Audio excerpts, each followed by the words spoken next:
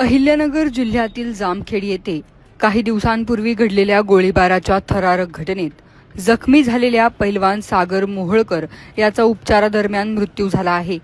पुण्यातील ससून रुग्णालयात त्याच्यावर उपचार सुरू होते, मात्र प्रकृती गंभीर असल्याने अखेर त्याची प्राणज्योत मावळली।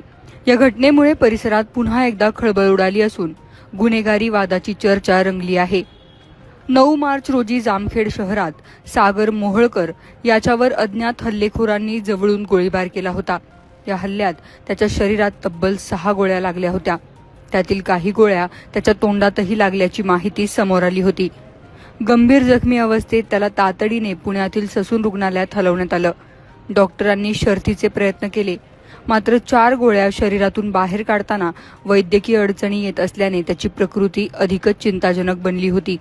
या गोळीबारानंतर पोलिसांनी तातडीने तपासाची सूत्रे हाती घेतली। स्थानिक गुन्हे शाखेने कारवाई करत पुण्यातून एका संशयिताला ताब्यात घेतलं। तपासादरम्यान या प्रकरणात आणखी काही आरोपींचा सहभाग असल्याचं स्पष्ट झालं। पोलिसांच्या माहितीनुसार ज्ञानेश्वर साठे उर्फ चार्ली उर्फ माऊली, रोहित आखाडे आणि चिन्या या आरोपींनी गोळीबार केल्याचा संशय आहे।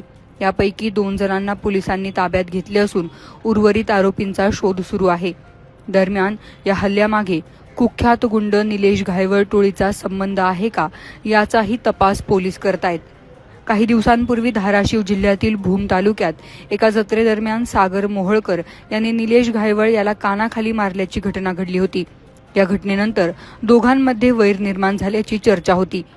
त्यामुळे जुन्या वादातून किंवा गँग वॉरमधून हा गोळीबार घडला असावा असा प्राथमिक अंदाज पोलिसांनी व्यक्त केलाय। या प्रकरणात जामखेड येथील अभिमन्यू नावाच्या व्यक्तीलाही चौकशीसाठी ताब्यात घेण्यात आलं होतं। पोलिसांकडून सर्व आरोपींची कसून चौकशी सुरू असून हल्ल्यामागील नेमका सूत्रधार कोण याचा शोध घेतला जातोय। तसेच ही सुपारी किलिंगची घटना आहे का याचाही तपास सुरू आहे।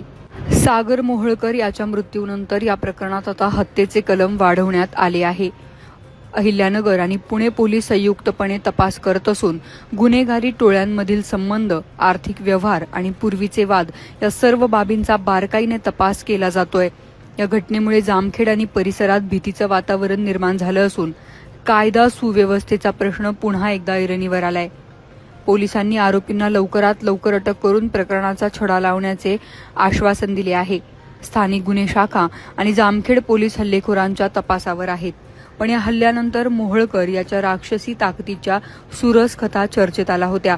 त्याच्या तोंडात गोळी लागली होती, त्याने ती हाताने काढण्याचा प्रयत्न करणे, पोलीस देखील त्याला पकडायचे म्हटल्यावर थरथरायचे। त्याला पकडण्यासाठी 10 पेक्षा अधिक पोलिसांची गरज लागायची अशी त्याच्याकडे ताकद होती। दरम्यान सागर मोहोळकर याचीही गुन्हेगारी पार्श्वभूमी होती। त्याच्या विरोधात 2 खुनाचे गुन्हे दाखल आहेत। पहिल्या खुनाची शिक्षा तुरुंगात भोगत असताना त्याने तिथेही आणखीन एक खून केला होता। मारामारी केल्याप्रकरणी देखील त्याच्यावर गुन्हे दाखल आहेत। नाशिक कारागृहातून तो महिन्याभरापूर्वीच बाहेर आला होता।